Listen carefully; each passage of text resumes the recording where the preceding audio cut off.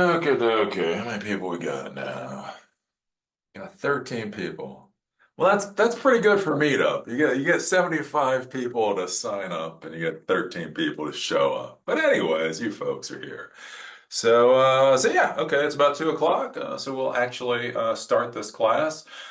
So basically, this is our second class so far in this whole idea of Silicon Dojo online. So we had the introduction to Python class last week. We're having this class today. We're going to be talking about if-else statements and variables and data types. On Wednesday, we're going to be having the class on lists and dictionaries and a couple of other things. And basically, we're just going to go through talking about all these different concepts in Python and hopefully teaching you folks how to actually do something with Python. My goal, again, I will say this is my goal, God knows how it will actually work, is I do want all these classes to be more or less self-contained. So if you miss a class, it shouldn't matter that much. Now, to be clear, it will matter. It will matter to some degree, but it shouldn't matter that much. So the idea is you could take this class, you could miss next class, you could go to the next class after that, that's going to be like dealing with files and that type of thing. And basically, the idea is you should just be able to jump in and more or less be able to follow along. So hopefully with Python, it'll probably end up being about 30 classes, 30 of these types of blocks. And then the idea is, again, you can just come and you can learn. And by the time you get done with all 30, you'll have a full knowledge of Python. As you jump in, there may be some things that you're confused about, but hopefully the concepts will flesh themselves out over time. I am basically the way that I do stuff. It's just how I do stuff. I kind of strap a rocket engine to something and then figure out how I'm going to build the wings after we're already in the air. So if you wonder why Silicon Dojo is a bit convoluted right at the second, is I'm just kind of throwing this out there, seeing what works, keeping that, figuring out what doesn't work, and throw that away. So as we go through this first iteration, you are going to notice things change. If you're like, oh, why is Eli doing it a different way now? It's because I figured out the way I was doing it before was a bad idea. Um, let's see here. Just so you know, so again, we do have this GitHub. I'm not great with GitHub. As with many things I'm not good at. I don't know why. My brain doesn't GitHub very well. Anyways, we do have a GitHub account. If you go to github.com, you go to Silicon Dojo, there's a folder for online classes. If you come to that folder for online classes, this is going to be the documentation for the online classes. I'm going to try to get better. So if you come here, you can see if you're going to install Python 3 and VS Code for Mac OS, we've got some instructions. For Ubuntu, we have some instructions. And for Windows, basically, you come up here and there is a Windows install.pdf file. You can click on that and it will give you the documentation for installing both VS Code and Python onto Windows. One of the things that I will warn you again, one of the, see, I tried to do Silicon Dojo originally as an in-person experience so that I could control the hardware and the operating systems.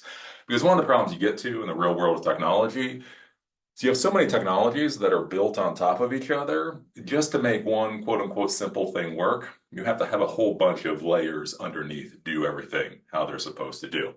So anyways, if you're using Python and you're using the Mac OS, or if you're using Ubuntu, it's relatively dirt simple. Windows is a pain in the ass.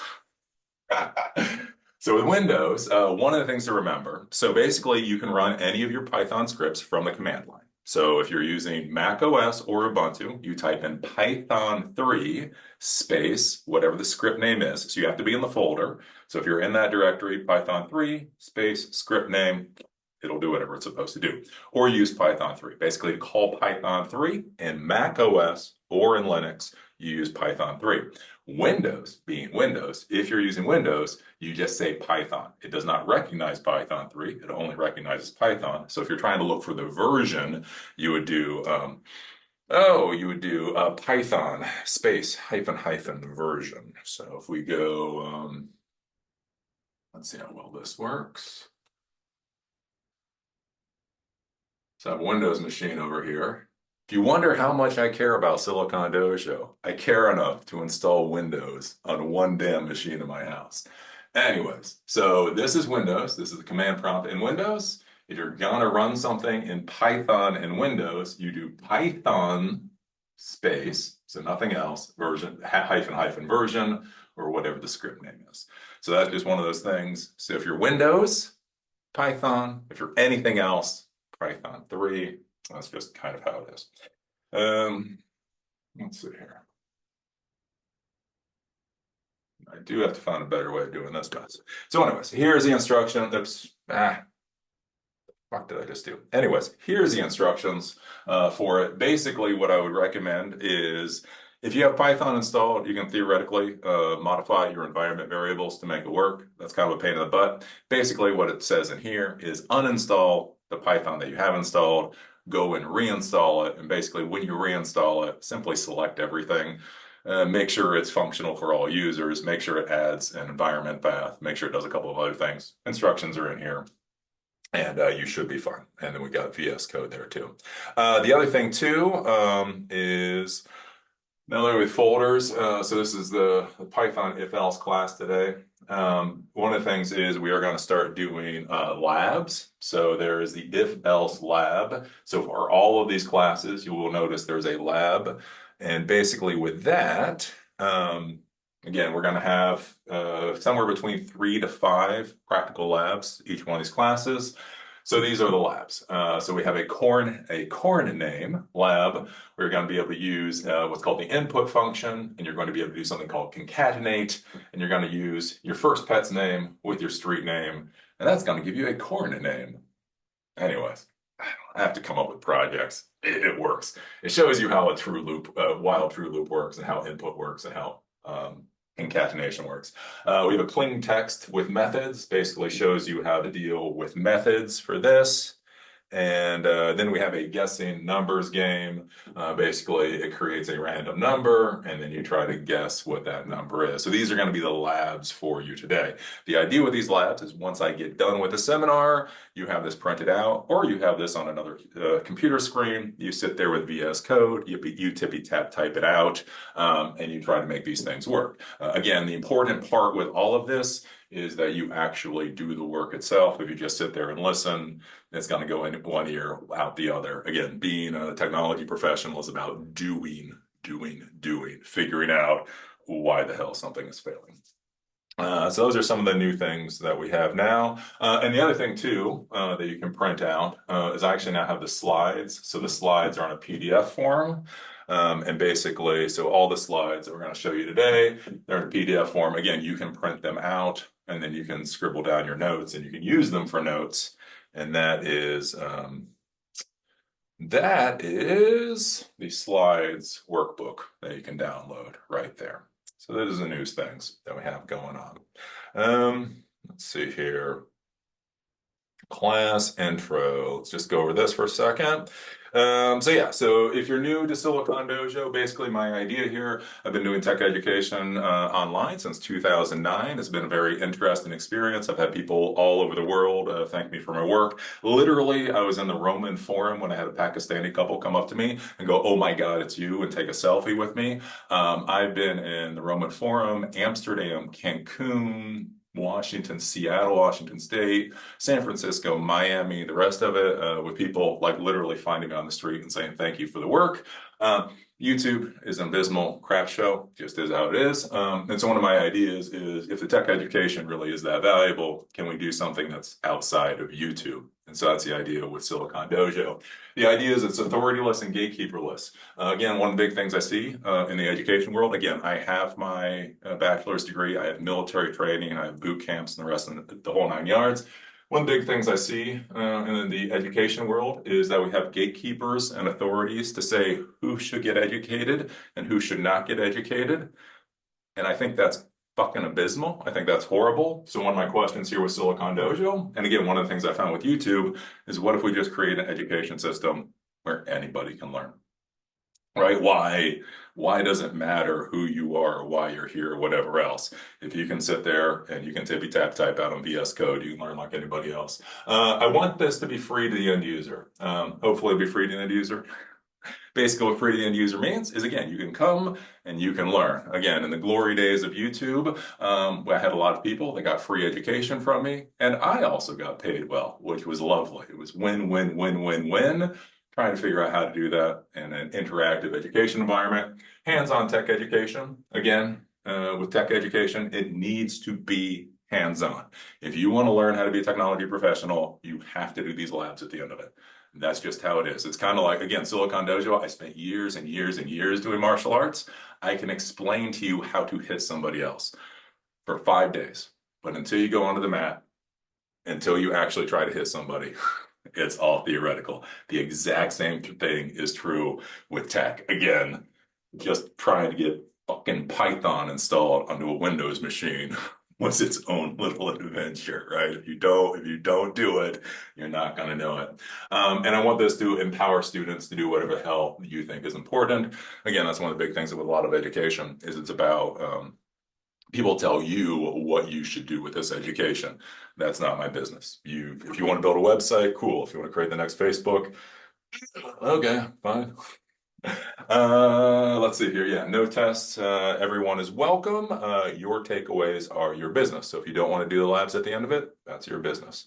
Copyright everything that I've created basically on GitHub. Unless I state otherwise, you can take it. So you can take all of this information and you can teach your Cub Scout group. You can teach your own business. You can go off to Mogadishu and create an academy and use all of this material if you want it. One of the things I'm trying to create here is the two products that are being created are the class itself, but also the material. My hope is after some time, especially after some refinement, that this material will be good enough. People will just be able to take this and again, teach their own people with it. Donor box, again, free to the end user isn't actually free. Someone's got to pay the bills. Cancel.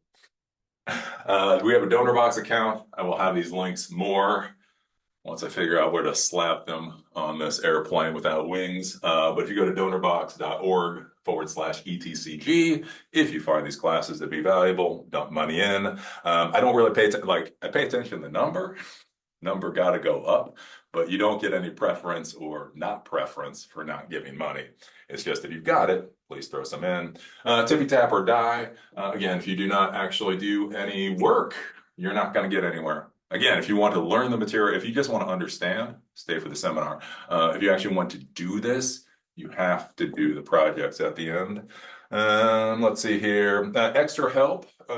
W3 Schools is a great website for getting extra help. Again, everything in coding, almost everything in technology is just knowing what to type in to make something happen. W3schools.com is an absolutely fabulous resource. If you have not used it, definitely use it. Also, ChatGPT. ChatGPT, again, to be clear, is not artificial intelligence. I will say it. It is not AI, but it is useful. It is incredibly useful. I have to tell you, for figuring out how to do coding, ChatGPT is absolutely amazing, right? If you need to do a loop or if you need to do something and it's just not working for you, just take your code, copy your code, paste it in ChatGPT and say help, and it probably will solve your problem. Your boss doesn't want you to reinvent the wheel. And I don't want to update my app right now. Go away. Anyways, final things, form honesty. When you register and all that, just know that I will use that information just from a practical standpoint. It is not going to get sold or anything like that. But when we start creating mailing lists, if we actually start getting enough people coming to these classes where it actually becomes a problem with the number of participants, I will use the participants of previous classes. I will basically notify them first before, the tickets or whatever go out to everybody else. So be as honest or not as you want on the forums. Just realize I do use that information. So if you're not honest, you might not get any emails from me, which is up to you. And then standardization. So we use VS Code. I've had questions about this. Can I use another IDE? Again, you can do whatever the hell you want to do. Remember, if I'm going to try to help you though, if you're using VS Code with the default settings, it is a lot easier to just look at your code and go, oh, that's the problem, right? If you're using PyCharm or some other IDE, I'll still try to help you. It's going to be harder for me. So unless you really hate VS Code, for God's sakes, please use VS Code. Again, it's useful for troubleshooting and such. So there we go. That is the basic stuff. I'm already 14 minutes into this class. I can just not get stuff out quickly. Okay, so let's get into Python, variables, and if-else statements. So this is going to be, important. Basically, this is what all programming languages really come down to. Again, a variable is basically a piece of data that stores a value, right? So a name, right? So we can say name equals Bob, and then we can simply call the variable name in the future, and it will just pull out that Bob value for us. And then if else statements, and basically all if else statements are is if something is true, do this. Else if, there's something called else if something else is true, do this. If none of those are true, fire something else off. Again, this gets really, really complicated the further you get into programming, but at your level, it's going to be really, really simple. No big deal. When you're going to be saving Python scripts, so this is the second class in this series, just some things for you to think about. If you're going to save file names, use a hyphen for separate words. I don't know if you can see this up here. It might be a little too small for you, but clean-text.py, number-game.py, corn-name.py. That's just one of the naming conventions. Whenever you are going to save a Python script, save it with a .py extension. If you are going to be using VS Code, you're following along today, do make sure you also save your Python script before you try to run it, right? So, I don't know. So this is something, don't worry about it right now, but because it's actually saved, I can run it and it will give me an output down here. So I get this output, we'll talk about this output later. If you type all this stuff out, you go hit the run button and it doesn't do a damn thing, most likely it means you simply haven't saved it, so it doesn't really exist in the brain of VS Code yet. So do make sure to save it as something with .py at the end. The important thing to understand with this is once you've saved it, you can make edits and you do not have to save those edits before you run it. So I can change, so the name here is Bob, and you can see Bob, just recognize that there's Bob here, right? So I can do, let's say, Bob E. I can rerun this. And even without saving it, this is modified down here. So you have to save it the first time in order to get it to run. You do not have to save after that unless you want to keep it. Let's see here. Do you remember some OSs are case sensitive? Again, we just start talking about that tech stack. Linux is generally case sensitive. Mac can or cannot be a case sensitive. Windows is generally not case sensitive. Again, this is one of those things that becomes very difficult when you start developing for environments. And this is where people will ask, what stack are you designing for? Because it's things as simple as capitalization will actually matter, right? Uppercase scripts is different than lowercase scripts is different than, I don't know, a whole bunch of upper and lower cases in there. So that's just one of those things to keep in mind. So that's where I would argue with all these. You probably just want to keep all of your script names as lowercase, be less problems there. And then try to save in your root directory. So what the root directory is your name. So you can see here, hopefully I'm not showing you anything bad. Anyways, so whatever you're using, whether you're using Windows, whether you're using Ubuntu, whether you're using Mac, you're going to have your user account root directory. So not root, not all the way up at root, just your user account root directory. Most of these classes, I would say, just save in here to begin with.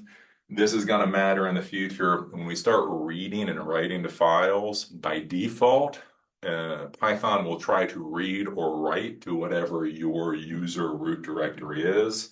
And so if you just save here in the beginning, that'll make life easier. Where you go as an expert will be different, but right now you're not there yet. So Try to do that. Let's see here. Okay, so let's actually start getting into some coding. So some of the big things to be thinking about when you start coding in Python is things called comments, right? So you probably heard this with most programming languages, where you can put in a mark to say a line is supposed to be commented out. And so you can put comments into your code either to explain what's going on, like, ooh, if you're a super duper coder, right, this loop is supposed to do X, Y, or Z. You can do that. You can use comments to put in like copyright things, right? This is copyrighted by Eli, the computer guy.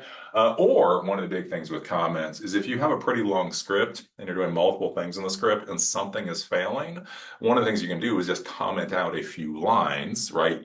You might be sitting there going, oh, these lines, I'm not sure these lines are working properly. So let me comment out these lines and see if the code will run after that. That's one of the things you might do with commenting. Basically, with comments, if you want to comment out a single line with Python, you use the pound or the hash mark. If you want to comment out multiple lines, you do three, either single quotation marks or double quotation marks, whatever it is you want to say, and then close with three single quotation marks or double quotation marks. So if we go here, there we go to comments. So you should be able to see that. Yep. Okay. So, and this is one of the things with like color coding. This is what makes VS Code a lot easier for me to try to troubleshoot, is you can see this line is commented out and it's nice, bright and green, right? These are multiple lines that are commented out and they're that kind of orange red. And we've got other things going on here. So a single pound or hash mark that will comment out that one line and it will turn green for you. If you want to comment out, again, multiple lines, let's say you have a full function or you have a loop, something like that, number of lines of code. Again, you can put single quotation marks, 1, 2, 3, and then basically close them at the end, and everything in between is going to be commented out. So that's basically how the comments work. Pretty simple there. Then we have escapes. So one of the things you get into, which gets really weird. So many times with Python, you are going to be using Python to dynamically write HTML, CSS, possibly JavaScript. Well, here's the thing. In HTML and CSS and JavaScript, they also use quotation marks in order to open and close certain things, right? So if you're going to set the style of text, right? So style equals color red, that has to be within quotation marks. So one of the problems you get to though, right? So if I want to print something out here, so I'm going to print and I want to print out this HTML statement here, right? Open a p tag, style equals color is going to be red. We're going to say some words. We're going to close a p tag. So for me to print something out, I have to open this and I have to close this with either a single quotation mark, as I have here, or double quotation marks. And it doesn't matter. You can use single or you can use double. The only thing matters is that you start with one type and you end with one type. But here's the problem, right? What if you do single quotation mark and then you get the style equals color red and you use single quotation mark here? Well, as far as Python is concerned, here's where the statement opened, and then here's where the statement is going to end, right? So if I do a single quotation mark there, all of a sudden I get white. See, this is my troubleshooting routine. It's like, ooh, that shouldn't be white. There's a problem there, right? Because as far as Python is concerned, I opened here and I closed there, and everything turns into a mess.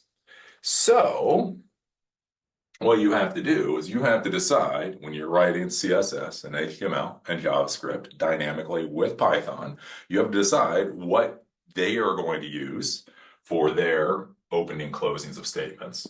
And so generally it's easier to use a double quotation mark. So basically with this, I open Python and close Python with a double quotation mark. I open the style, the CSS, and close the CSS with a double quotation mark. So that way, opens here, closes here. For this, opens here, closes there. And then I get this that will actually print out. So this could be double quotation mark here and double quotation mark here with single, single. This is going to be one of those styling things. Again, we talk about with syntax. Syntax is how you have to write Python code, and then styling is how you do write Python code. This is a styling issue. So this might also be important for you with whatever company or organization you work for. So that's one of the things to be thinking about with the single and double quotation marks. The other thing you can do is you can escape, right? So using the, oh, is that the backslash? I always screw up my slashes. That is the backslash. Backslash. So backslash is escape. So what an escape does in any programming language is it basically tells the programming language to ignore the next character in relation to this particular programming language, right? So this is Python. This is Python. So what a backslash does is it says to the Python interpreter, ignore the next character as far as you are concerned. And so we open with single quotation mark. We come here, we escape out of this single quotation mark. We escape out of this single quotation mark, and we give us our final quotation mark. So what happens is this quotation mark and this quotation mark, they matter for Python. And then when this gets printed out, this gets saved into a document file or whatever else, these will actually disappear. And then these two quotation marks will matter for CSS. And if I show it to you, basically you're going to run this code. So I hit the run button. And so what we can see here is, right, so imagine this is getting written to an actual document that's going to be sent to the end user. It's going to become a web page. So style equals double quotation mark, color, red, close double quotation mark. And so that's the P that gets written to that file.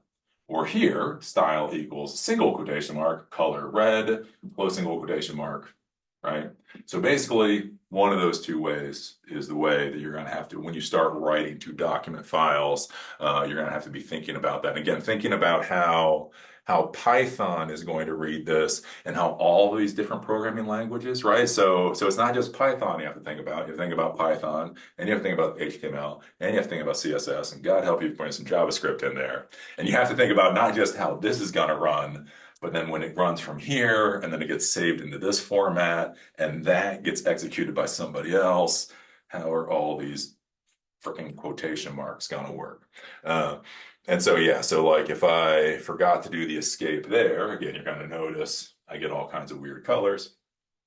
And when I try to run this, is going to fail out. All right, invalid syntax. Perhaps you forgot a comma on line 12.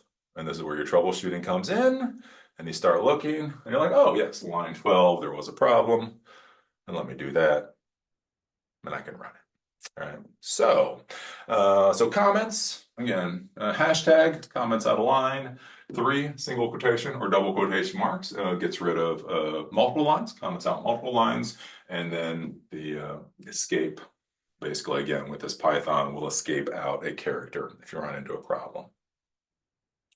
Now let's talk about data types. So data types are very important in almost any programming language. The problem with different programming languages is different programming languages deal with data types differently. So actually JavaScript doesn't care about data types, which is a bit of a disaster. Anyways, that's Python. All right, that's JavaScript. So you'll hear about TypeScript. TypeScript is actually a framework for JavaScript, literally just to give you what are called data types. And what data types are, it's basically simply a way to define what type of data a variable is supposed to have. So if we are looking at, let's say, ages or sizes or something like that, an int is a whole number.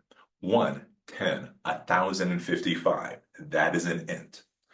Float is a decimal point number in the Python world. So $10.50, 1255, 1,000.55, whatever else. It's a decimal point, right? So if you're going to be calculating things like tax, you're going to need a float data type. If you're calculating things like age, you're probably going to go with an int data type.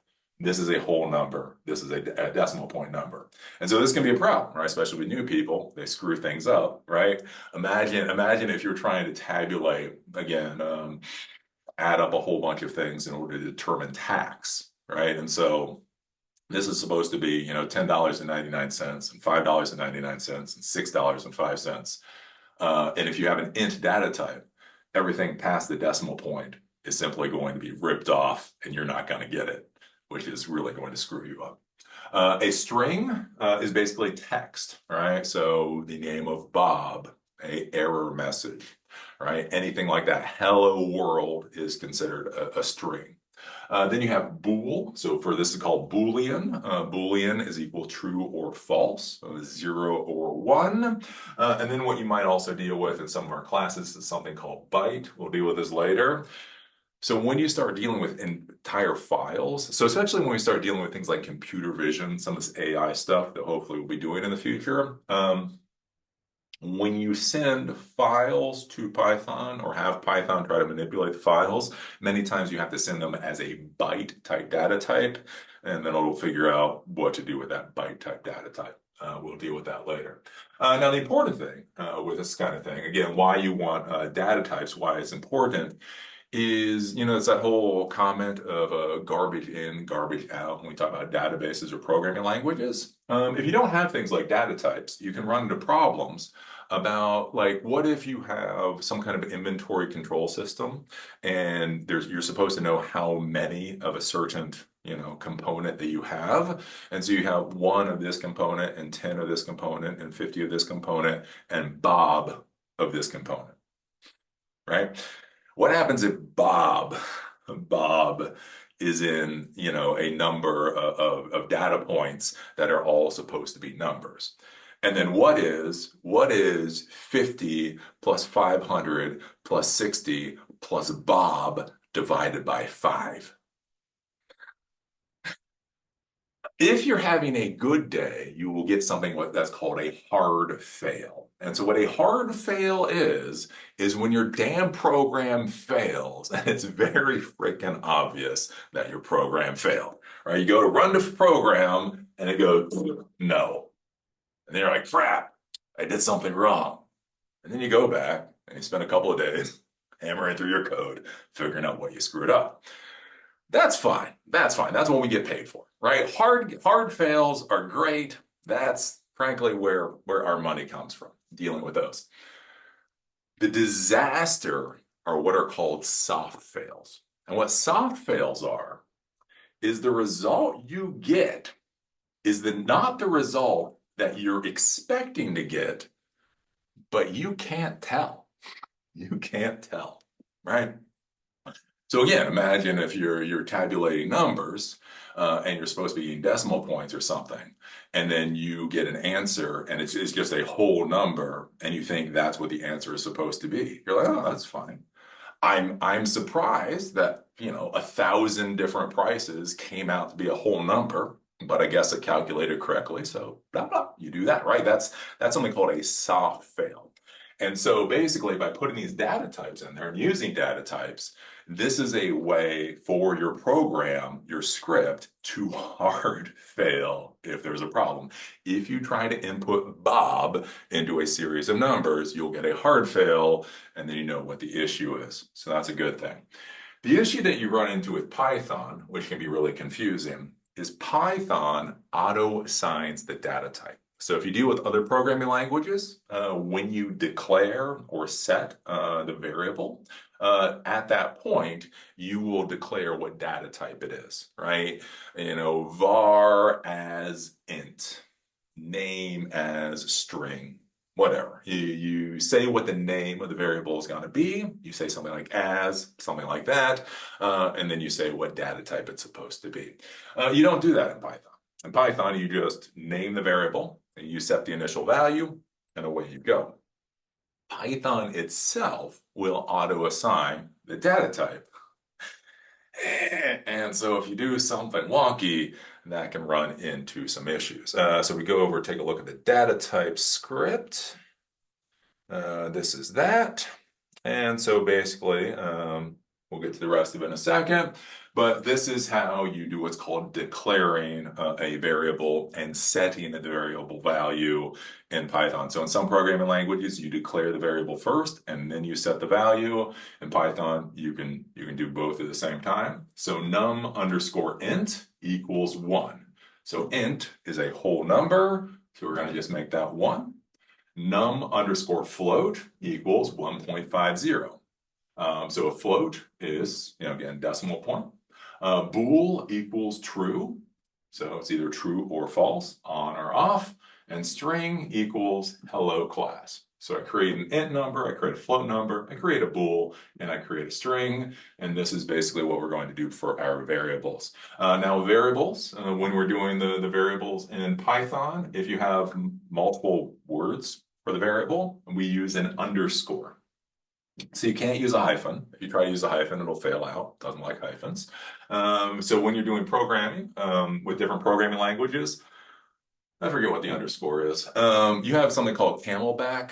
So in the C's. So again, one of the problems you get to with programming languages is different programming languages have different styles simply because that's how they do it in their programming language. So a lot of the C programming languages, they use what's called camelback. And what camelback is if I did like num int.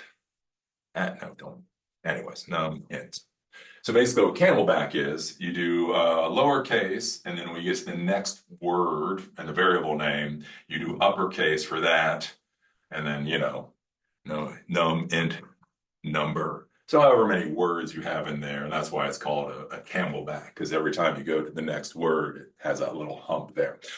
We don't do that in Python. You can do it.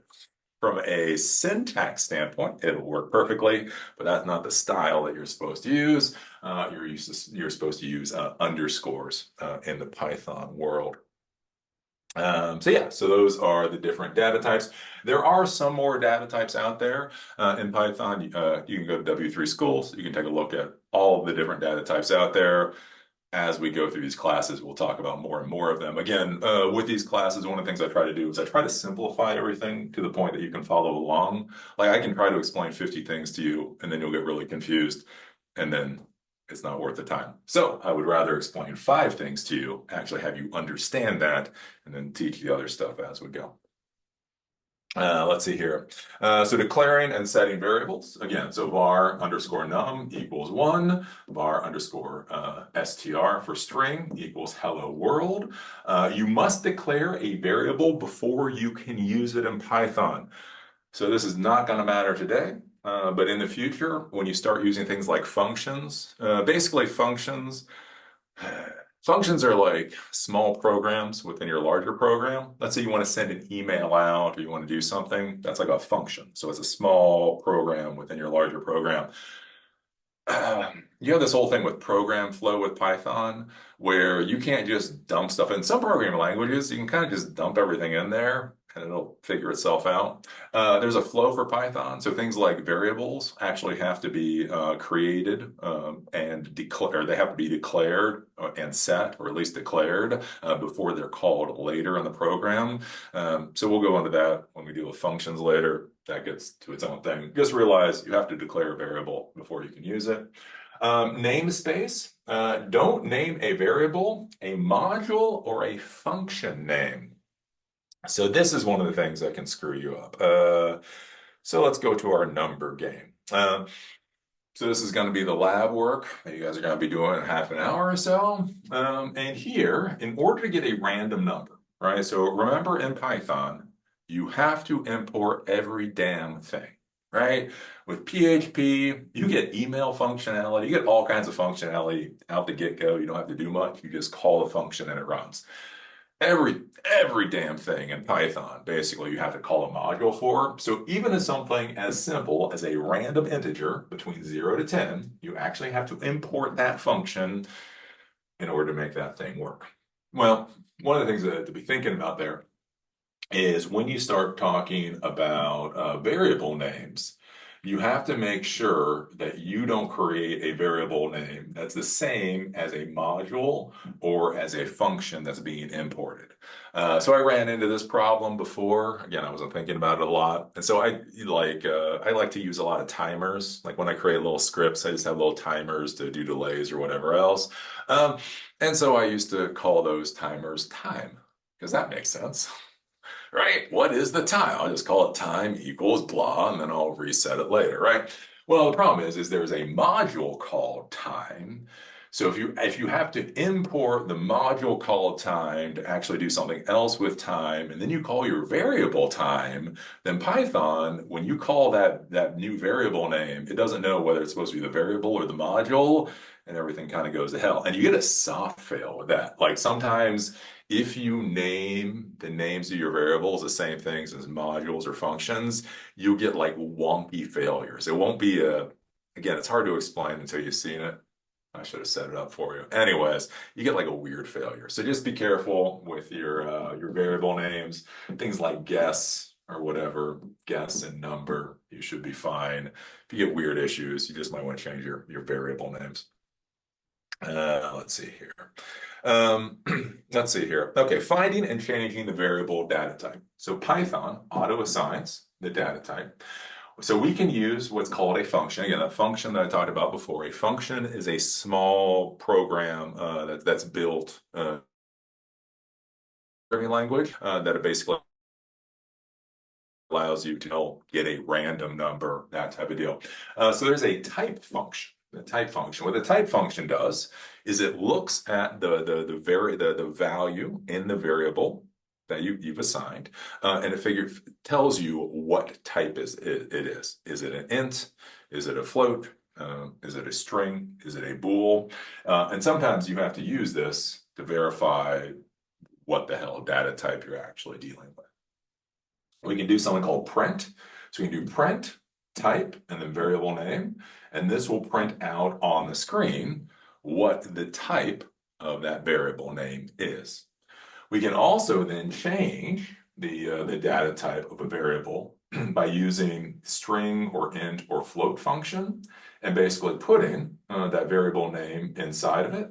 And basically what this will do is it'll turn that variable from one data type into a different data type. So a lot of times we might need this to turn a number data type into a string. So there's something called concatenation. We'll talk about that in a couple of minutes. And what concatenation is where you take normal text and then you take variable values and you turn that into one big string so you can do something with it. Like you can print out a warning onto the console, you can print that into a database, you can print that into a file, something like that.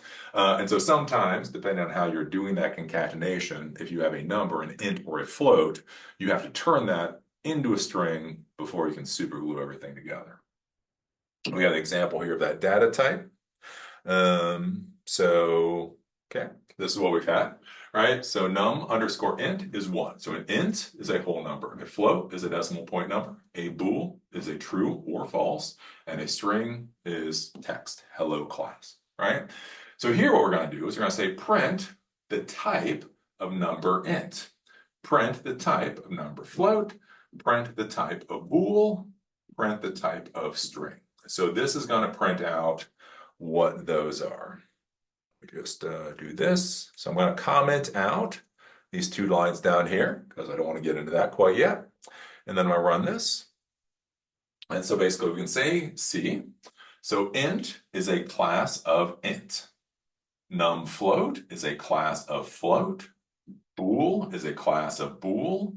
And string is a class of string. Right? So if I need to know what data types have been auto-assigned to one of these, I can just simply use that type function right there.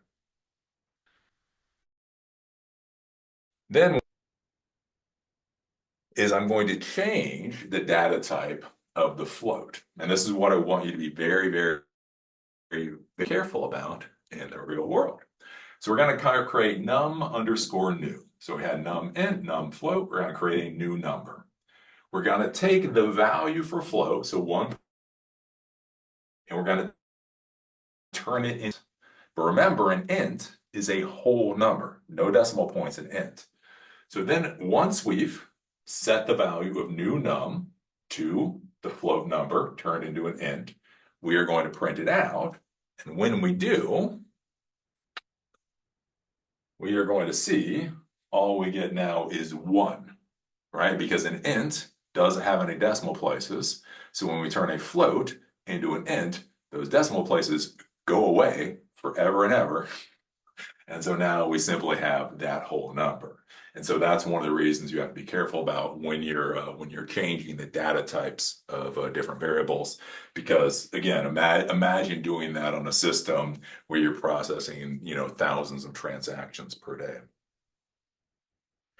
Let's see here. And then we're going to go down to concatenation, right? So basically what concatenation is it's combining text and no, my internet dropped out. Of course, of course. Not hearing anything, turn the volume up. No. Ever had one of those days? Computers.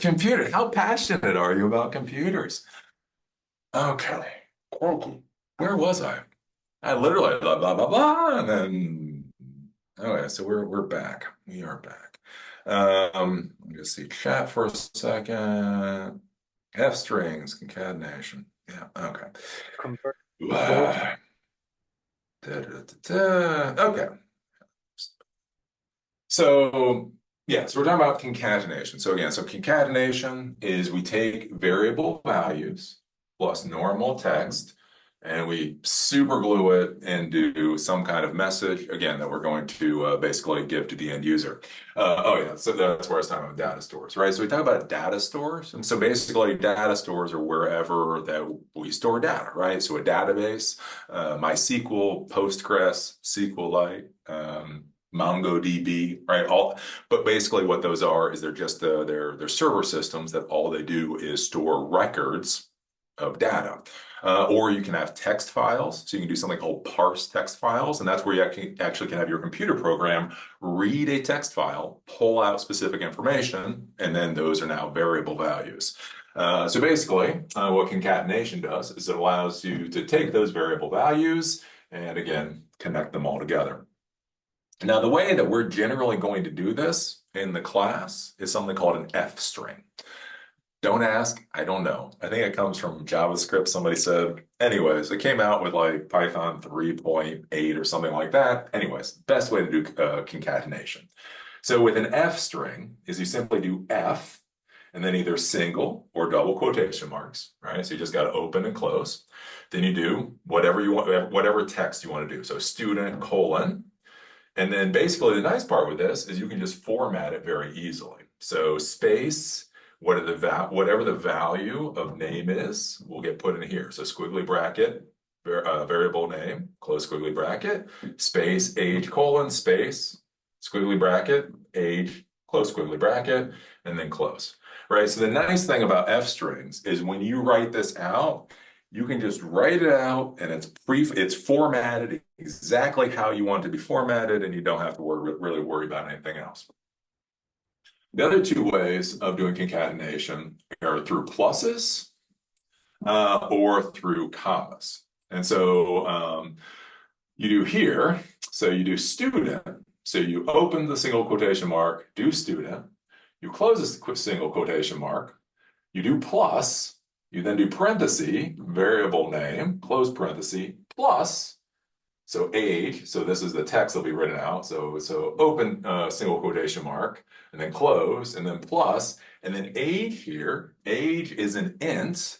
So in order to concatenate it, if we're doing pluses, you actually have to turn it into that string data type. So we do string for age, and then this is how we can concatenate this out. Or you can use commas, basically a lot like the plus. The difference is you don't have to turn age into a string beforehand. And basically student, close a single quotation mark, comma, whatever the name variable, comma, age, comma, age. And then we do this, when we run this, what you see is that when you do pluses, and again, this gets to be weird. So when you use pluses, Basically, everything comes together and you don't get any additional spaces in between. So student colon Bob, age colon 13, it's all mooshed together. If you use commas, it will automatically put a space in there for you. So just one of those things to realize. And then if you use an F string, it will simply print out however the hell you formatted it, right? So that's, again, that's why I like F strings. Oops. Is because I can run this again. And now we can see simply I modified this and just very easily, I can just simply type this out how I want it to look. And that's what will actually show up on screen or will go into the data store. So that's the basic idea of concatenation. So we are almost always going to use F strings, but if you're looking at other people's material, you may see these other ways of doing concatenation. Methods then. So now that we have the variables, right? So we have the variables and we have the data types. Basically, what methods allow us to do is methods allow us to modify the variable values in specific ways. So again, garbage in and garbage out whenever we're talking about data stores. So one of the things that we can do is we can process the variable values before they get stored into something like a database. Or if they get pulled out of a database or data store, we can process them in such a way that they look prettier for the end user to look at. Basically, all methods do is they modify strings. There are a metric crap ton of methods out there. We're only going to talk about a couple today. So the lower method, all the lower method does is it simply turns everything within the variable value to lowercase. So we make it all lowercase. Upper makes everything uppercase. Title capitalizes the first letter, and then everything else is lowercase. And then strip, this is going to be incredibly valuable. What strip does is strip removes the beginning white space and the ending white space. So again, you cannot ever overestimate how stupid users are. Because you're going to sit there and you're going to be like, a user would never do that. And that only means you've never supported users before. They will do some wacky ass crap. And so if you have a name, right? So let's say you have people and they're plugging in basically information, right? What is your name? What is your age? Whatever else. They should just type in their name and that's it. Sometimes they may hit space and then what their name is, and then space afterwards. Well, remember, a computer simply processes information. It doesn't know, it doesn't care. It just processes information. So Bob, all as B-O-B, is different, fundamentally different than space B-O-B space, or space space B-O-B space space, or space B-O-B space space space, right? And so if that gets dumped into the database and you start doing searching or processing, those are all going to be different values and it's going to be a disaster. So strip, you are going to love strip, whether or not you think you're going to, because basically what it does is it just strips out the front white space and the back white space. So you've just actually got the variable value that at least you think you should be dealing with. We go and we take a look at the method script. So basically, this is simply a method script. And again, the weird stuff that people put in just to show you how this works. So var equals, all right, so this is simply going to be a string, open and close. So we're going to do a couple of white spaces in the beginning. We're going to do lowercase f, uppercase r, lowercase e, uppercase d, and some white space at the end. We're going to print out. So here, we're not actually changing the variable value. We're simply printing it in the way that we want. So we're going to do, this is how you call a method. So var, so the variable name, dot upper method. So when we do this, Fred is now going to be all uppercase. Print var lower, everything's going to be lowercase. Print var dot title, F will be capitalized, everything else will be lowercase. Print var dot strip, basically the white space will be stripped away. Now, if you want to actually change the variable value itself, we can do var. So var equals var dot lower. So what's going to happen is it's going to lowercase everything in Fred and assign that value back to var. And then we're going to say var equals var dot strip, and we're going to strip out the white space. And then at the end of it, we're going to just do this F string where we do space space var space or hyphen, hyphen, bar, hyphen, hyphen, just to show you all the white space has been removed. So we go and we do this. So basically what we can see, we've got this here. And so we still got the white. See, the white space is still in front. So when we do upper, it's all uppercase Fred. We do lower, it's all lowercase Fred. We do title. First character is capitalized, everything is lowercase. And then when we do strip, so when we do strip, basically we stripped out the front white space and the end white space. When we then try to clean up this variable value, again, so we're going to be dumping into a database, the first thing we do is we make it lowercase. So it's going to be all lowercase, and then we're going to strip out the white space. And simply by putting these hyphens around it, you see that the white space is gone. So like if I commented this out, oops. Yeah, so I comment the strip out here, and then I rerun this. You'll see this is what it would look like if I didn't strip out that white space. So there'd still be white space in the front and white space in the back. And so that's why we use strip to strip all of that kind of stuff out. And that is basically what the variables look like. This is taking a little bit longer than I thought. Is everybody pretty good here? Are there any questions up until this point before we get into if-else statements? Can I ask? You're raising your hand. Are you, Jonathan, are you actually raising your hand? Yeah. Can we add two methods at the same time? Is it just another period and say lower period strip, something like that? Oh, can you do that? Uh, sometimes you can, sometimes you can't. Yeah, therefore it worked. Yeah. So yeah, for that particular one, it did work. Python can be quirky. So like I say, whenever I do these classes, I try to make sure everything just works how the hell it's supposed to work. But this is where you can play with some things to see what does function and what doesn't function. So yes, that apparently did work okay.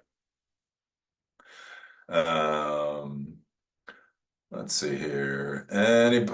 Where there was a way to see how people had their hands up. Anyways, anybody else had their hand? I'm trying to scroll through. Anybody else? Doesn't look like anybody else. Okay. Then we will just go to the if-else statements. Okay, so we got the methods. So if-else statements. Well, if, elif, else statements. So basically what this is going to be is it's conditionals. So if a certain set of conditions are met, run this block of code. Elif, if this set of conditions are met, run this other block code. If nothing before is met, then run the else code. Again, we start talking about things like syntax and programming languages. And programming languages are a complete pain in the butt. Is many other programming languages, elif is actually else if.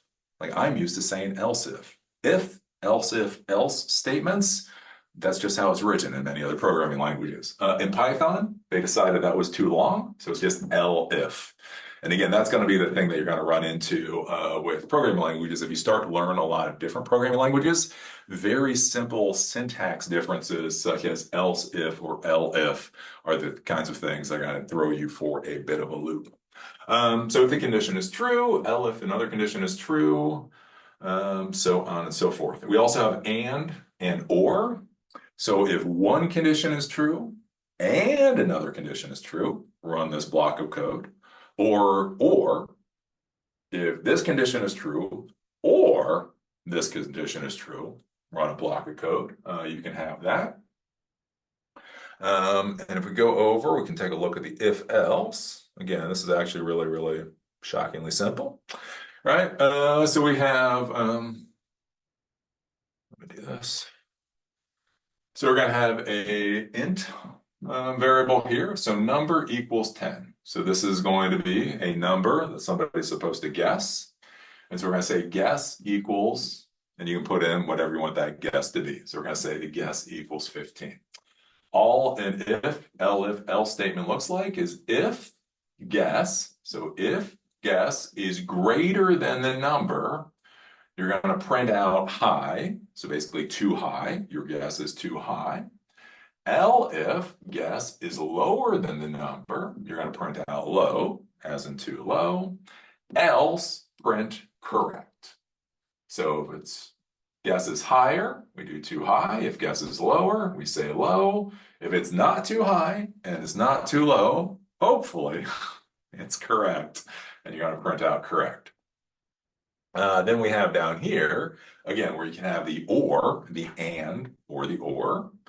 If guess is greater than the number, or the guess is lower than the number, so obviously it's not equal to the number because it's above or below, you simply print out guess is wrong, else, so hopefully it'll be right, it's going to print out guess is right. So too low or too high, you're wrong. If you're at the right place, it'll say you're correct. So we run this right now. So at 15, the first one, when it runs, it'll simply say too high. The guess is 15. The number is 10, so you're too high. The second one with that or simply says you're wrong. All right. If we do the guess is 6, and we rerun this, then we're going to print out it's low because it's below. The guess is below the number, and it's still wrong. And then if we simply do 10, and we run this, we're now going to do correct, right? Because correct and guess is correct. If guess is higher than the number, it's not. If guess is lower than the number, it's not. So therefore it's correct. We print out correct. And again, down here, if it's greater or lesser, say wrong, else do correct. This might be a bit of a ham-handed way to show you conditionals. Again, how do you teach people? That's a real interesting question. This is probably not the greatest way to do this particular type of thing, just so you're clear. I just kind of want you to start getting that idea of how these conditionals work with if-else statements. If we go and we take a look at conditionals, so whenever we take a look at this, greater than, less than, greater or equal to, less than or equal to, right? Those are what are called conditionals.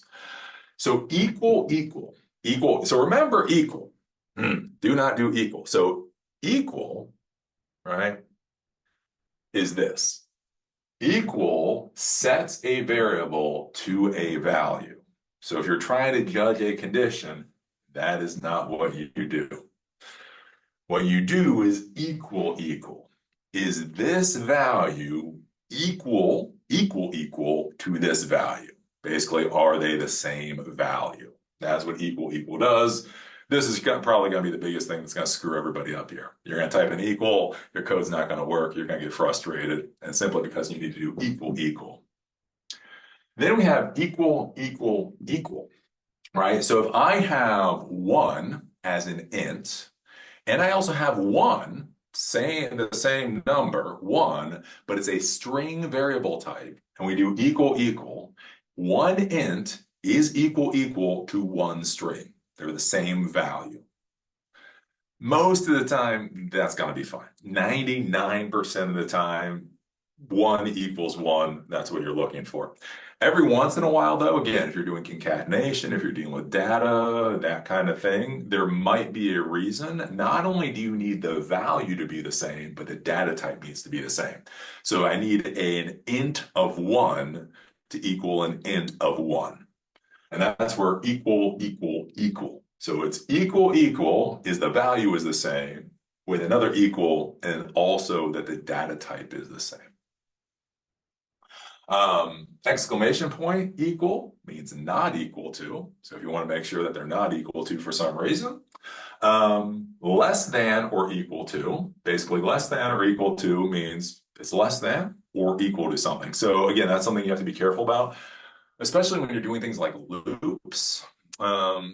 Is less, so 9 is less than 10. So let's say you want to iterate up to 10, right? Keep doing something until you hit 10, right? If you say keep going until while x is less than 10, then it will stop at 9. Or if it's a float, it'll stop at 9.99999999999. You will never get to 10, right? If the condition is that it's less than 10, then whatever you're doing will never get to 10.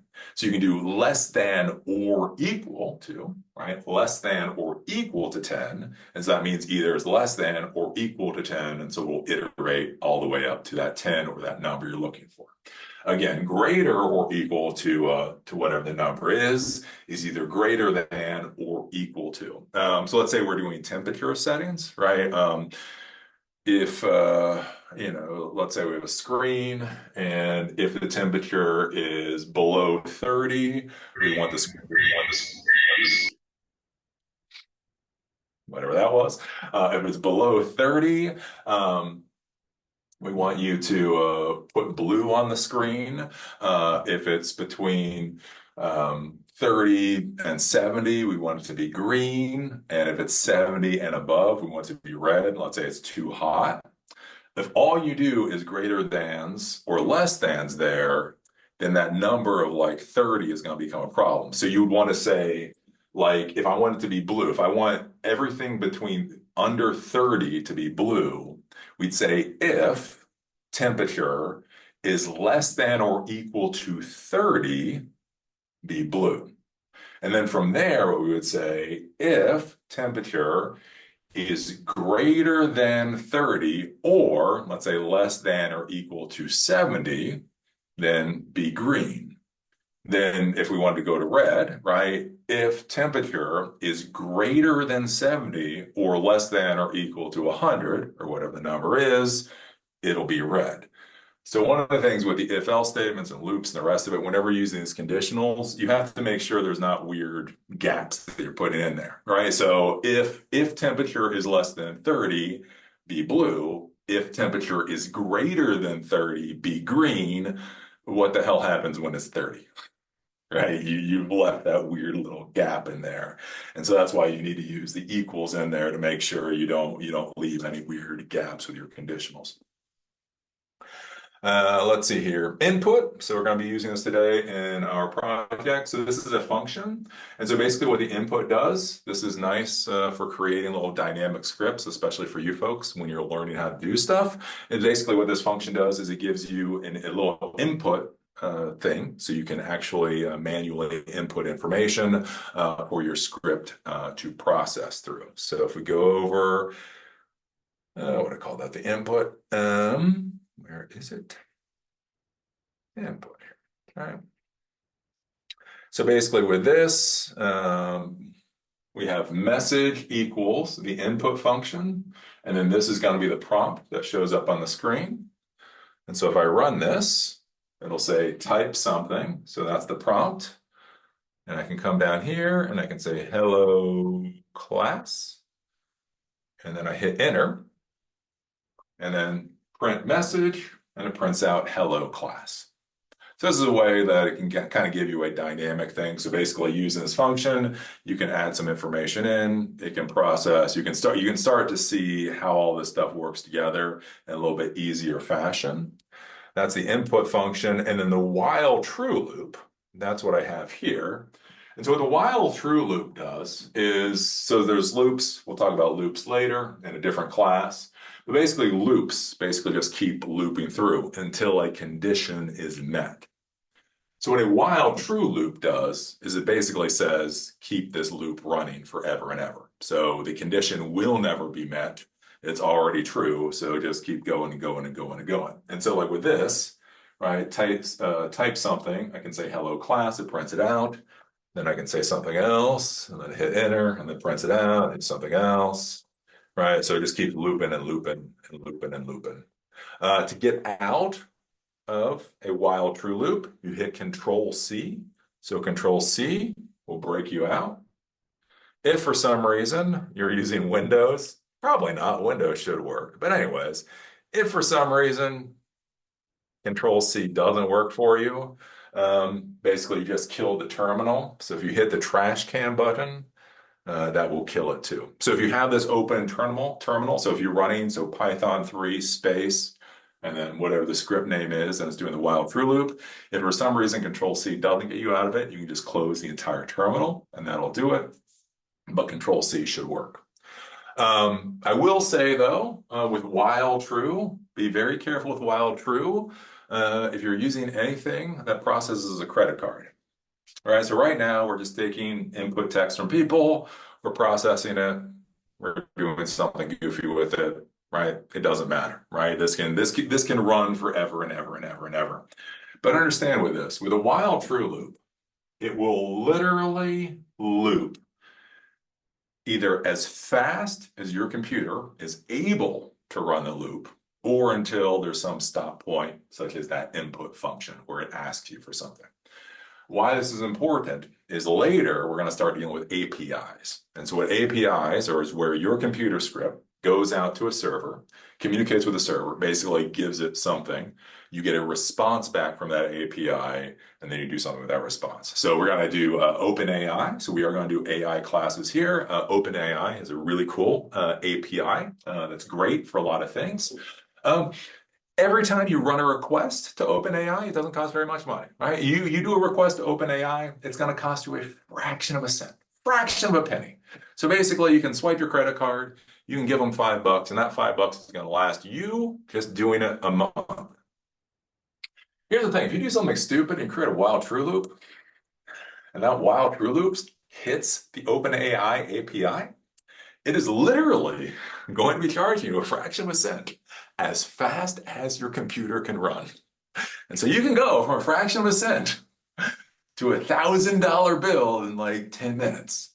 So we are using the while true loop today, but I am just giving you that massive warning, especially when you're using APIs. Be very, very careful of while true loops.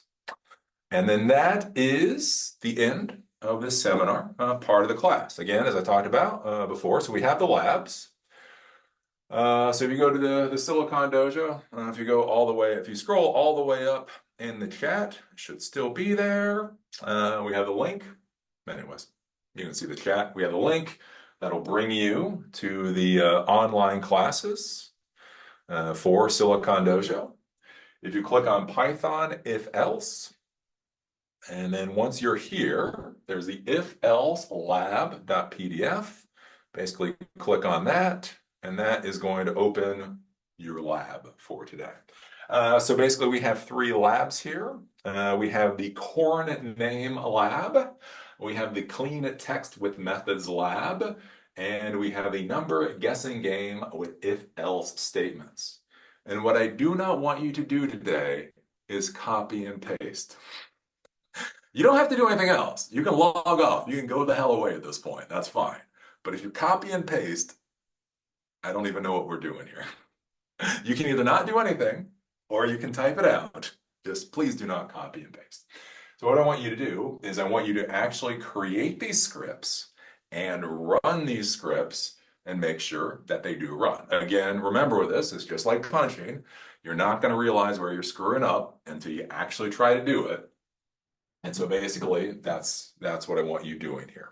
If we take a look at these scripts, so where is the corn name? There we go. So this is the corn name, right? So a while true, so this will keep looping, so you can keep playing with it.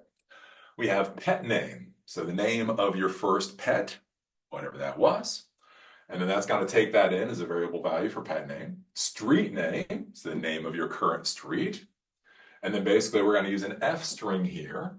Your corn name is your pet name with your street name, right? So basically if I hit run, so it'll say name of your first pet, and I'll say doggy, and I'll say name of your street, and I don't know, I'll say Vanderbilt.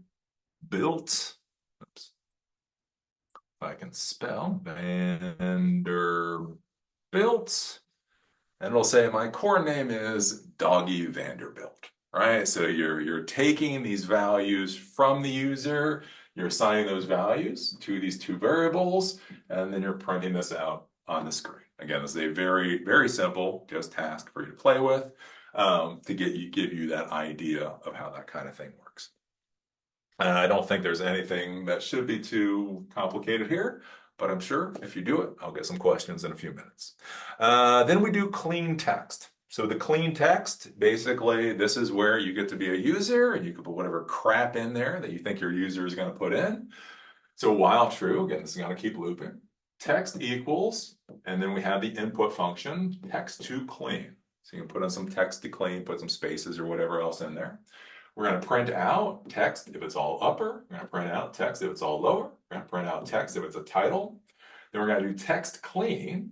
And so text clean equals text.strip. So it's going to strip out the white space. And then you're going to print out the original value for text. And then you're going to print out the new value for text clean.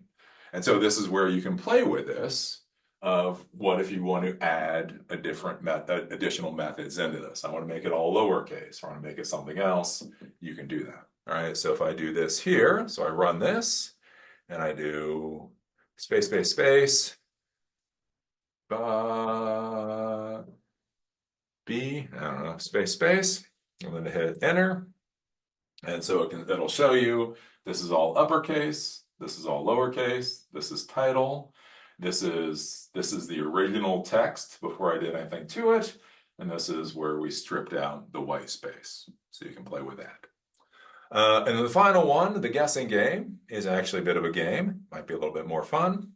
So again, here, everything in almost all functions they're going to be using in Python. Again, you do have to import them.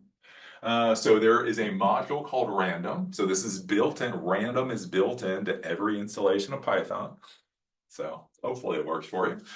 So from the module random, we're going to import the function randint. So when we do it this way, I can simply call the function randint from now on. So number is going to equal randint from 0 to 10. So basically between 0 to 10, that's going to be the random number. We're going to do this here. So this is going to set the value for the rest of the script. If I put this inside the while true loop, every time the loop runs, it would redo the random number. So we have to put this outside. Again, and this is one of the reasons why you need to type all this stuff out and actually play with it, because that's the kind of stupid stuff you'll run into.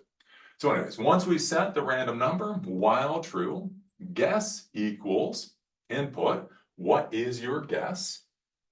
So you put in whatever number it is. And then when we use input, it actually saves the value as a string data type. So even if you put numbers in, if you put 1 in, you put $11.50 in or whatever, that will still be considered a string. So we're going to say guess equals, and we're going to turn that value into an int. Now, if you become a smarty and you put Bob into this, you will get a hard fail. There are ways to deal with that. That gets way too complicated for today.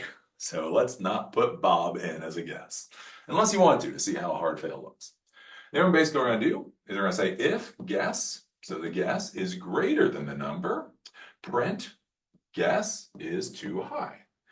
If guess is lower than the number, print guess is too low. Else, print guess is right, right? So it's not too high and it's not too low. Hopefully it's right. So we're going to print out that it's right, and then we're going to break. So by using break here, that breaks us out of the loop because you're correct and the game is over. So that's how you can break out of these loops when you're actually running them in the code itself. So those are the labs. Trying to remember how to see if anybody's holding their hand up. At this point, does anybody have their hand up? Are there any questions? Yep, there we go. Any questions? No questions at all? Okay, well, I will be here. If you were working on this, stick around. I'm more than happy to help you out.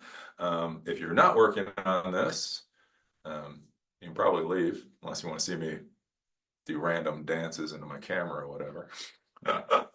So that is the end of the seminar. If you're only here for the seminar, that's the end of it.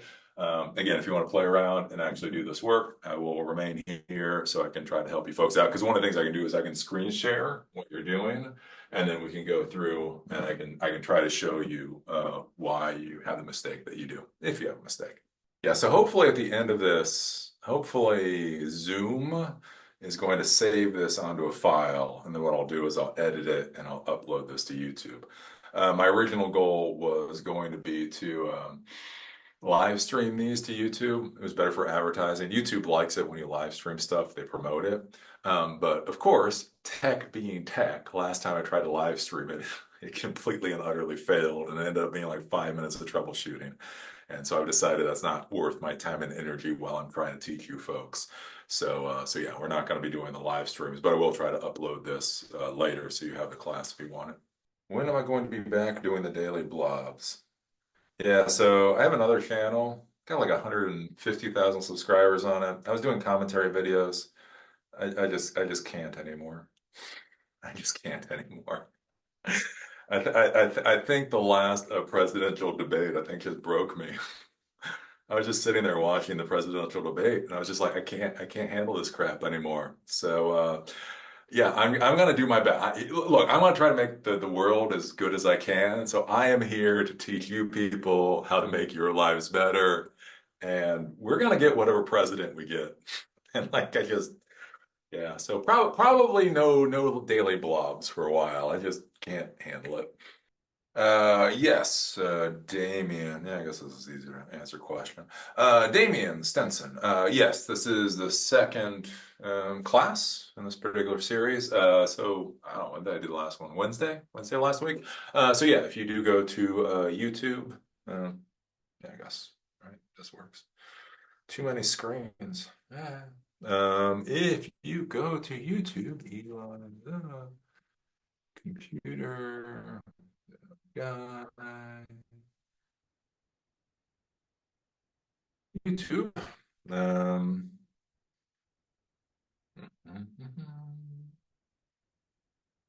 yep. So yeah, the Python introduction was on July 3rd. So yeah, the video's there. And like I say, the information for that too is in the online classes. With that one, I just all zipped it up. So there's this Python introduction.zip. Um, so you can download that zip file. I'm probably gonna undo that. I thought that was gonna be a good way of doing things, and then I realized no, it's probably not. So, but anyways, if you want if you want all the information for the Python introduction, it's there. Yep. I like to add that in the clean text method to make it more interactive. Oh, if message equals exit break. Yeah, you could do that kind of. Where is the code? Yeah, so I guess we're gonna do a text here. So basically what he's saying is, well, no, actually.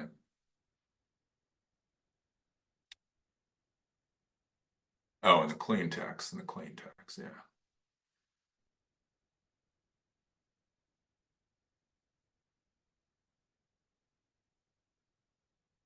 Yeah, so basically what he's saying here is you could do something like if text equals exit, you do print by break. So yeah, so basically here, oops. So if we go to run this, right, text to clean, Bob gives me that. And it says text to clean again down here. So if I type exit, then it'll tell me bye, and then it exits out. Yep. See, that's the kind of fun stuff you can do to take these labs and make them your own.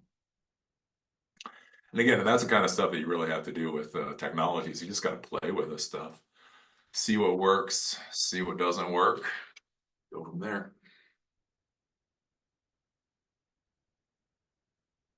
I think you can add it in all three challenges. Well, the problem with a number game, so you could put an if here, right? I could put an if here because the issue is, right?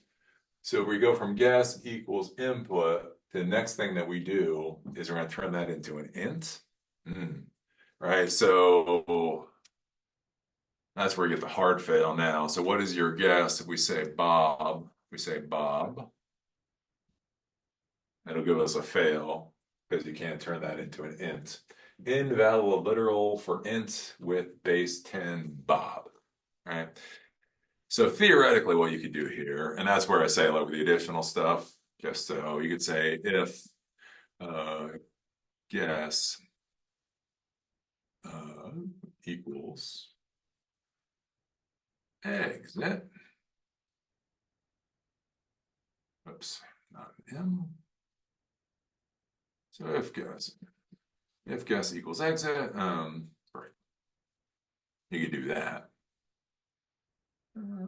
So if I do this, so I do my guess, 889, guess is too high, type exit, and then we break out. So yeah, that's the kind of thing. But you have to, and again, that's the important thing for you folks to be thinking about when you're playing around with these programming languages, is you have to think about the flow, right? The flow is like where it's not simply that you understand how to write a function or a loop or whatever else, is that you understand how that program is flowing.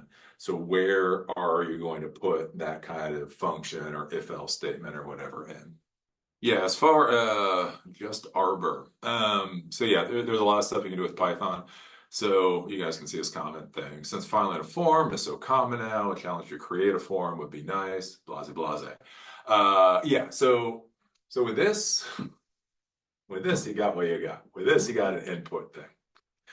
Um, Classes that are coming, probably a month or so from now, honestly, is when you get to the web app frameworks. So you get to Django, you get to Flask, you get to my favorite, Bottle. Those actually allow you with Python to create web applications. So basically, with Python, you can create a full web application. So you can have you can create HTML forms to bring data in. You can query databases to pull data out and then format that and print that out in some kind of report thing. So basically, when we get to the bottle classes, again, probably about a month or so from now, at least, that's when we can start to do more of that form stuff. And again, that's one of the things you have to think about with whatever programming language you're dealing with.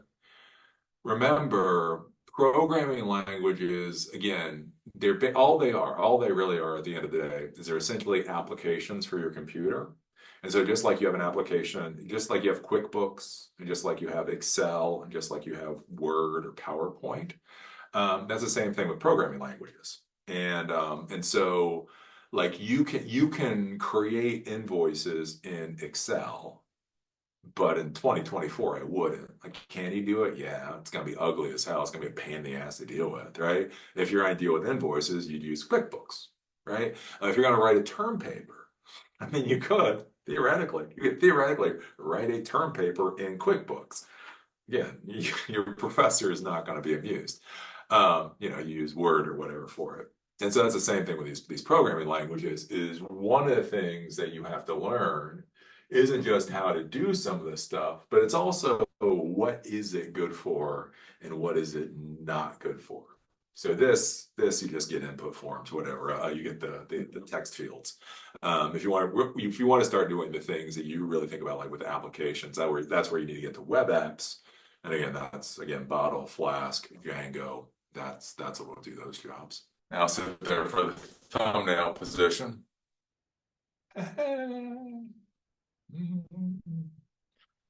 Social media. You always got to think about the thumbnails. If you don't have a thumbnail, it didn't happen.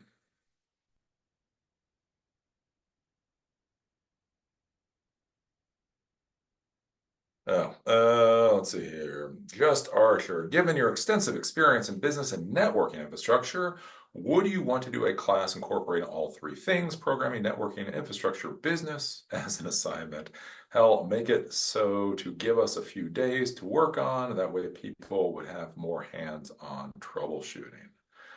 Um, I mean, there's got to be a lot of stuff. I mean, again, the thing that I like about Python, why I prefer Python over Node, is it's kind of a super glue for the modern infrastructure world. Again, whether you want to communicate with APIs, whether you want to communicate with the underlying operating system, whether you want to go to data stores, any kind of database system out there. Again, if you want to deal with artificial intelligence. Um, all of that you can do with Python. So we are going to do some like networking stuff, and we'll probably have some like basic networking classes. So we'll probably have a class on like TCP/IP, so you understand the basics of that, and then we'll actually create programs to allow you to create like network diagnostic, what network diagnostic, like up-down sensors or up-down systems, or figuring out what latency is. So latency is big. Again, if you're having an issue with your voice over IP systems, understanding what the latency looks like on your network is important. So we will use Python for that. So I'll have to teach you the basics of TCP/IP so you understand what the hell's going on, so we can actually do some courses on the networking stuff. So we'll do some stuff like that. I do, again, anything that you do in life, anything you do in technology, you do have to figure out what scope you want to deal with. Again, there's that whole concept of mission creep, which sounds funny and until you're stuck under it. Whereas it's just too easy to be like, oh, that's cool, and oh, that's cool, and maybe we can do a little bit of that too. And then all of a sudden, it's completely impossible to run the business. And so that's like with Silicon Dojo. I want to try to keep these basically the concept being each class somewhere between 30 to 60 minutes of seminar, somewhere between 30 to 60 minutes of practical, and then call it a day. Now, we might do boot camps going into the future. We might do virtual boot camps where we might do like 4 of these blocks in a day over 5 days. So we may do 20 blocks to get to a quote unquote boot camp. But the fundamental product product I want to create is the idea is these blocks. There's a lesson I learned a long time ago. I worked in pizza delivery for years. I thought I would never get out of pizza delivery at one point in my life. Anyways, I was working at this pizza delivery shop in Seattle, actually. So it was Seattle. It was 20 plus years ago. See, the thing about Seattle and pizza 20 plus years ago, like all these pizza joints had the weirdest pizzas in the world, right? White sauces and black garlic and all kinds of things. Anyway, so I go get to this pizza delivery job at this pizza shop, and they have pepperoni, and they have sausage, and they have mushrooms. And so I go to the boss. I'm like, hey, why don't we have any of these fancy pizzas like everybody else has? And he's like, Eli, because these pizzas sell. We sell a crap ton of them, and everybody knows how to make this damn pizza. He's like, do you know how to make some cauliflower, black garlic, white sauce pizza? I was like, no. He's like, exactly. Go make a pepperoni pizza. Again, the business lessons you get in life can come from the strangest places. But yeah, so the blocks are the idea. Um,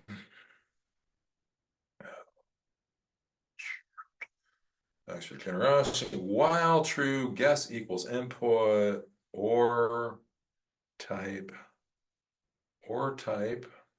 I fold to fold. Oh my God, Jonathan, what are you doing? Let's It see. worked. It worked. Guess equals input or type I fold If to you give up fold. Oh, or I and I fold to break fold. the Okay. loop before If converting guess it to an equals integer, full, print loser, the number was blah. Guess equals yes, yes, you could do I that, have John. prepared before the integer. Yay. Yay! I've Yeah. typed it all in. It's kind of a basic for me. I was doing this stuff in the 80s before I started primary school, just in basic on the BBC Micro. Yeah. Well, it's all simple. I get into this argument. I get into weird arguments with people. I got this argument with this one technology professional. He was like some senior muckety muck.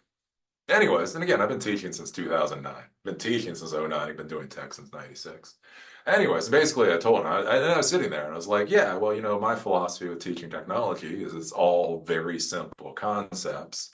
We just simply tie a metric crap ton of very simple things to make complex projects, right? There's no real, it's not actually that the project is complicated. It's just that you've got so many of these small things that you all tie together. And then remember, he looked at me. He was like, he just said, "I disagree." He was not very happy with me. Anyways, but that's kind of the way I think about technology. It's all very, very simple stuff.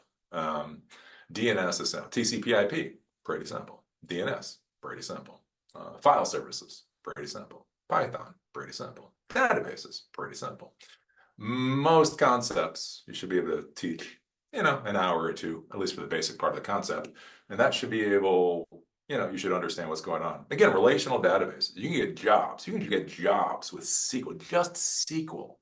You know how easy SQL is? I can teach you SQL in about 2 hours. Not much to it.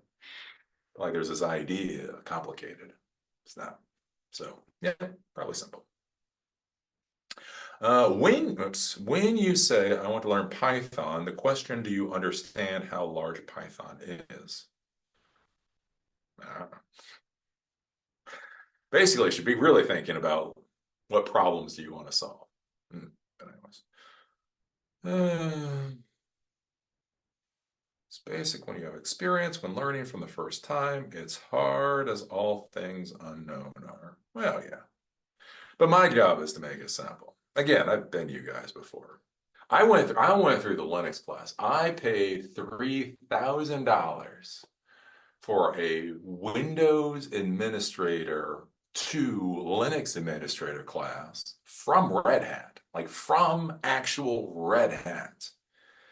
And that jackass teacher basically sat there for 5 days calling Windows stupid. So it was a class, it was literally a class for MCSEs to learn how to administer Linux systems. And it was 5 days and three freaking $1,000 of the instructor laughing at us the entire time. And so I'm trying not to do that with the education. Again, there's only so much time in the day. I can either teach you or I can pontificate about how smart I am. I'm trying to teach you. So yeah, I don't know. But again, a lot of this stuff, a lot of tech education, I really want you guys to understand this. The reason most technical education is so difficult, truly, is because the instructors you have such small egos that they can't handle the fact that what they're teaching is actually pretty damn simplistic, and that their students will become better than them. Right? Again, imagine if all of your ego is based around that you're a node developer, right? And then think if somebody like me said, hey, programming, you can teach any jackass programming. How would your ego feel about that? Yeah, not so happy. And so that's a big problem. Like again, and like I said, I've been through army training, Avaya. You guys don't even know what Avaya is. Avaya systems and all kinds of stuff. And what I've found is most instructors, they spend 40 hours telling you how impressive they are and spend very little time actually teaching you how to do the job. So what I'm trying to do here is teach you folks. The stuff is simple. It's fun. You're gonna learn it. Maybe it'll take a couple more minutes, but you're gonna be fine.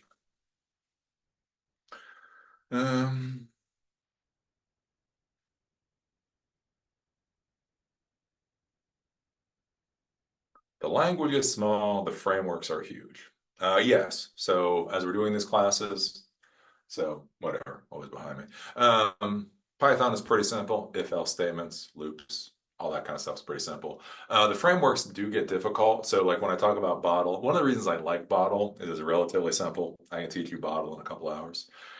You get into the larger frameworks like Django, and then you get into like the AI frameworks. Those will take you actually longer to learn than Python itself will. So yeah, that is something just to keep in mind.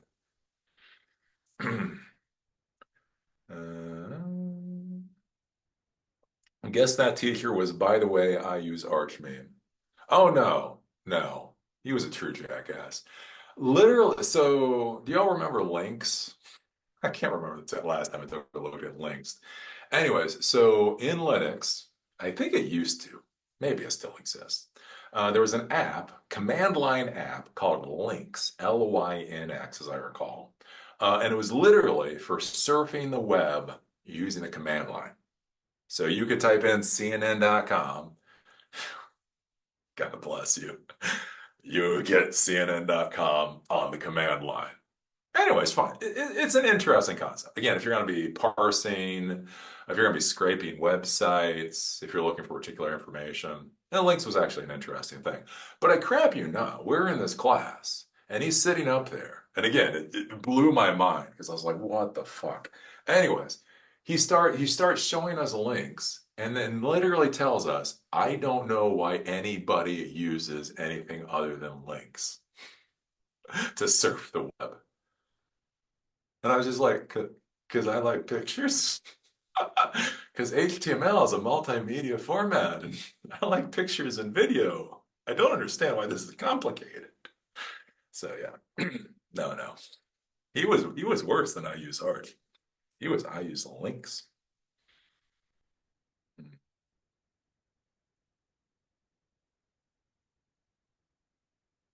Hmm. We had a via VoIP with gigabit pass through switches on each handset. Oh, you had a via VoIP. I did not have a via VoIP. I had a via Definity systems.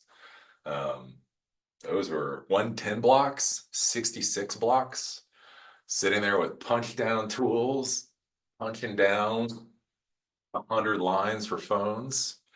Yeah, those were fun days.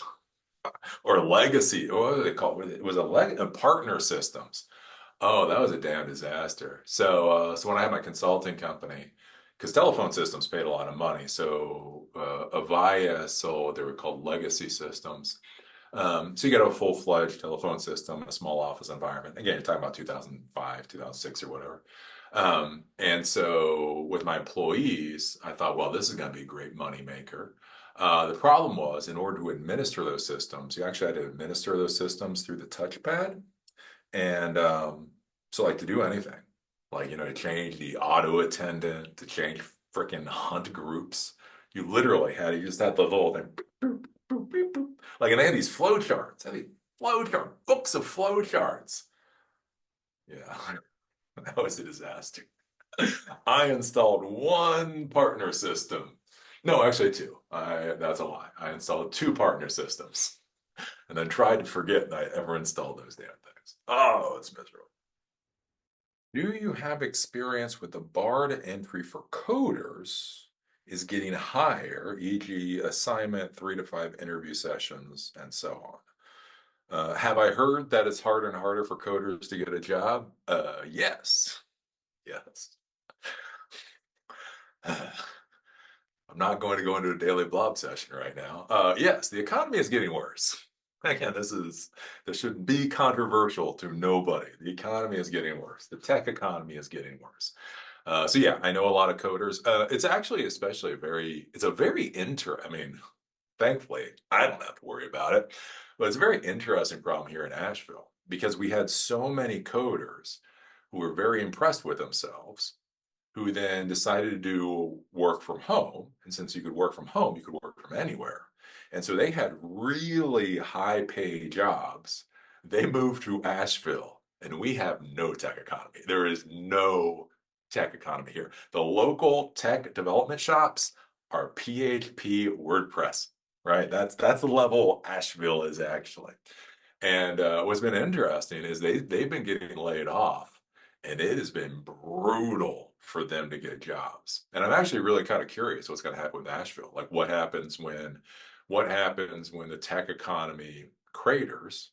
People that used to get paid a lot of money no longer are, and they're in an economy that doesn't give a damn about Node.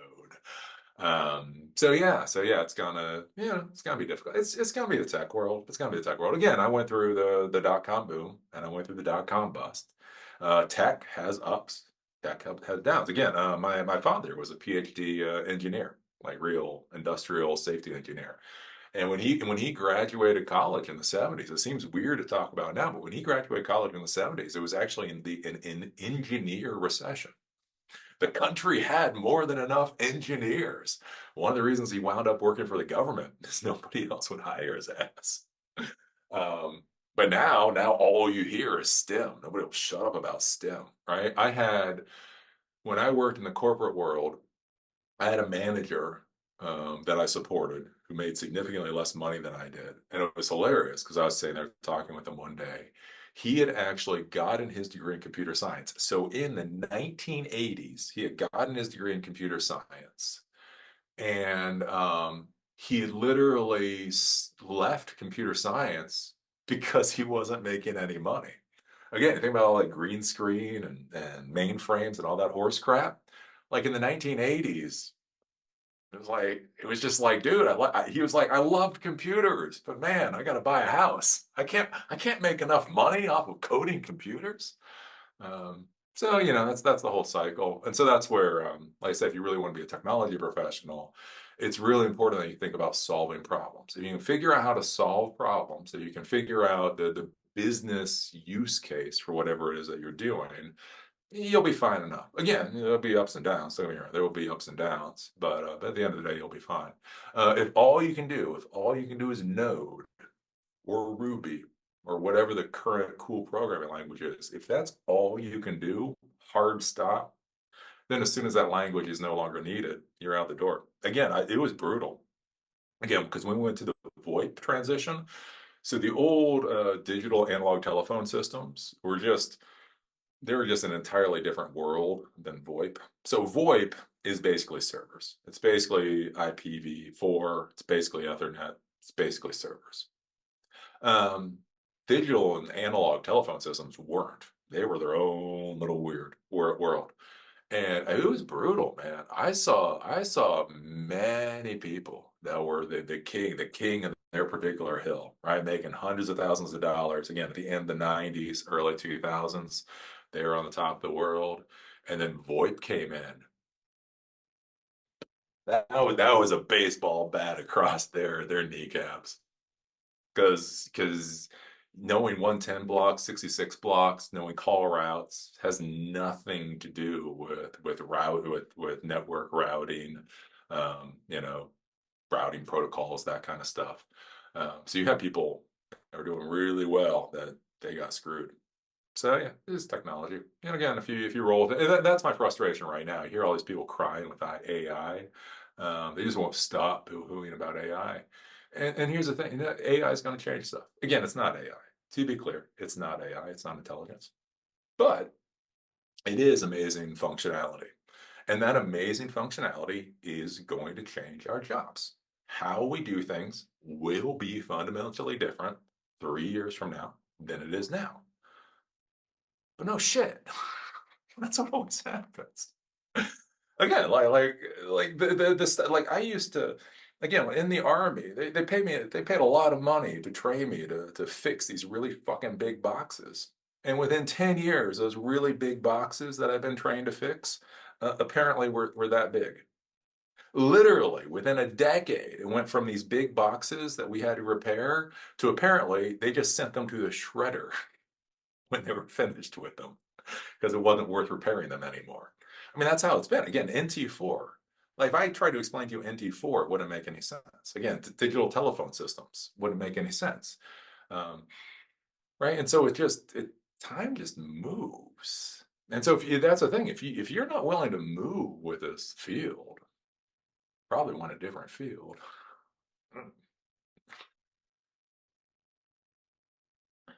Um,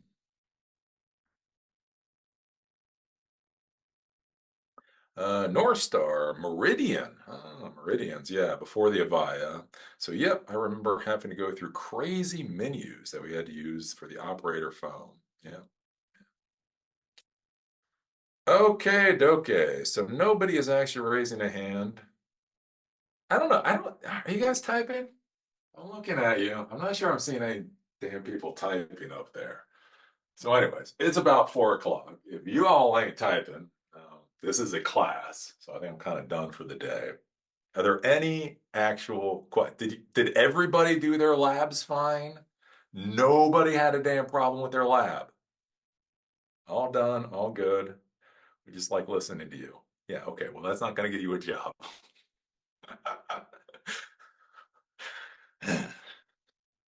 I'm not listening to me. It's about tippy tap typing. Tippy tap typing gets you jobs. Listening to me doesn't. Um, Mostly doing the classes just to feel like I'm part of something. Well, fair enough. At least you're honest. At least you're honest. I didn't touch it. I fell asleep. Well, fair enough. Anywho, anywho. Okay, so everybody has either done it or is not doing it. That's cool. It is 4 o'clock, so that's my time limit. So we're gonna have the next class on Wednesday. So that's gonna be whatever the hell I said it was gonna be. I think it's lists, dictionaries, loops. So start getting into more stuff. The next class after that, we're gonna start reading and writing to files.